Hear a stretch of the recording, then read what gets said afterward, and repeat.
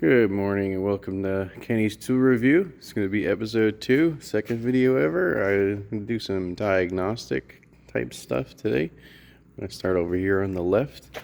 Definitely a tool I highly recommend anyone that does anything with a smoke machine ever. This one I believe is made by All-Tool. I don't know if this brand calls it that, but I've heard them called the Easy Intake before. Basic. Got a valve here, and then you inflate it in whatever size you need, and there's a hole in the middle with a hose that you can hook up, smoke machine or any sort of device that you want to hook up to the intake for whatever reason. Great tool, highly recommend. I'll leave a link in the comment for that. This one I got off ASC Wave. It's all of the quick connect fittings. Some here with the, well, I shouldn't say all of them. Some of them are here with the T. Some of them are just straight pieces like this, fit into a lot of different fittings. Like I said, it's definitely not all of them. I did have to make a couple for a lot of I would say the bigger ones, whatever size is bigger than this one, from old lines that I had replaced. Next off is going to be the TPMS tool right here, the Maxi TPMS tool, the TS508 to be exact. This tool is better than any other TPMS tool I've ever used. It's extremely fast, scan sensors immediately. Highly recommend. I got another one for free when I bought the Maxi Ultra here that I gave to one of the technicians that work with me. Yeah, the only thing that's better about his is it's more updated than mine is. I got to get mine updated soon. Moving on. This is a Astro tool. Let's see right there. I don't have the part number on it, I don't think.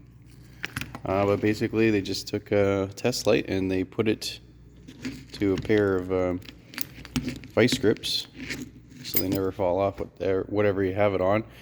Great tool. I actually, before I bought this, I made one out of a old set of vice grips and an old test light that kept having the end break off.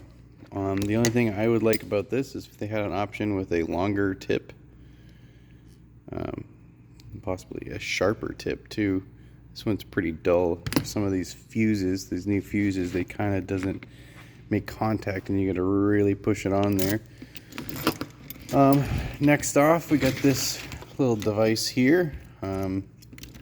It's definitely made in China or Taiwan or whatever, but this is a multimeter slash oscilloscope slash waveform generator. If I turn it on here, see, it's got an oscilloscope, it's got a signal generator, which you can change whatever kind of waveform you want. It only seems to go up to 3.3 volts, so there's a little bit of a limitation there, but I have used it in the past for wheel speed sensors, I believe was what I used it on. My Maxi Ultra, if anyone knows about that, this one also has the same idea. It has a multimeter, it has a waveform generator, and it has the oscilloscope, obviously.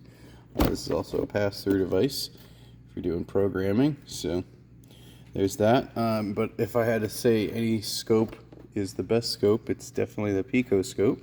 I've got the old 4425 right here. I won't be able to leave a link in the description for this one because they don't seem to make it anymore. They only seem to make the 4425A, which is kind of silly in my eyes. Moving on here, we'll go to a thermal imager. I've got this FLIR, whatever, however you want to pronounce it, camera, thermal imager. This one is the higher, more expensive one. It's about $400 when I bought it. It's more expensive because it has a higher range. It's got this little thing here you can adjust, that way you don't have to take your phone case off. I bought this instead of the one with the screen because someone recommended it to do the fact that you can send easily thermal images to customers, which I thought was a good idea until I realized that none of my customers seem to care about the thermal images. So unless you're going to save it for your records somewhere else besides the unit, then it's a good thing. I really recommend getting the one with the screen. I'll be honest with you, this has been kind of a headache. The last phone I had before this must have not have been compatible or anything, and I had to I basically had a phone, it broke, I got this cheap phone to replace it because I didn't want to buy an expensive phone, and it wasn't compatible with this, so I couldn't use this until I got a new phone, which was kind of ridiculous. And you know, the one with the screen, you put an SD card in and you could easily save stuff and keep it for your record, and if for every reason you would need to access this, it's right on this SD card. So honestly, I would recommend getting one of those and not one of these that hook up to your phone. But I mean, this one is smaller. It's not, doesn't, you know, it works great just as long as you've got a compatible phone. So I'll leave a link to both of those in the description, this one and the one that I just recommended. We'll go on to scan tools. This one right here, this is quite old. It's even got the handle that was on the back ripped off. This is a launch device. It's called a diag, made in China, as you can see. It's basically just a smartphone that they've, you know, jailbroke into a scan tool, and it's got a little dongle here. It's all Bluetooth. There's nothing different than a cell phone. This does not have anything in there. It's just to hold it. It's a nice spot to hold it, so you know, losing and stuff. This is a great tool. The only downside of this tool is the screen. The screen's small, but it's a fully compatible scan tool. You can even do things like rewrite VINs on certain cars. If you were to install like a used PCM, obviously it's not going to flash it, but there's already a flashing on it, and then you need to rewrite a VIN or something, do any sort of relearns. This is perfectly great for that. It's super small. I keep it, I don't, you know, use it often, but I definitely keep it because launch sometimes is better than Autel. That's better than Topped On. It's better than Snap On at certain things. At certain times, you're really going to find it the niche, you know, of what it's good for. Then I got the old tried and true here. This is the Maxisys MP808.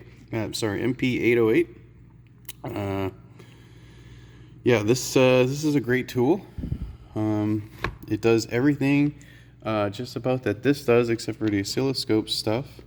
It does have not the biggest thrill in the way that it does live data. I won't be able to show you because it's not plugged into a car, but it's kind of a bitch to